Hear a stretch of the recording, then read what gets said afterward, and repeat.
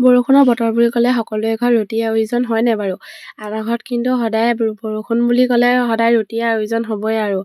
এয়া আবেলি সময়ত অকণমান ভাত পানী খাই পিনি শুই আছিলোঁ, মানুহজনে একদম উঠা ৰুটি বনোৱা বুলি কৈ একদম জগাই আনিলে গম পায়নে? আৰু তেওঁ খাওঁ বুলি ক'লেনো মই কেনেকৈ নবনাকৈ থাকোঁ। তাৰপিছত এইপিনে শুই উঠি আহি হাত মুখ ধুই পিনি এইপিনে চিধা পাকঘৰলৈ আহিলোঁ আৰু ৰুটি বনাবলৈ আৰম্ভ কৰিলোঁ। এয়া দেখিছেনে? মানুহজনৰ মানে ডিমাণ্ড পূৰা কৰিবই লাগিব আৰু যিটো বস্তু খাওঁ বুলি কয় সেইটো বস্তুটো মই বনাই দিবই লাগিব, নহ'লেতো কোনো কথাই নাই। একদম মুখ ফুলাই বহি থাকিব নহ'লে আৰু সেয়াই আৰু।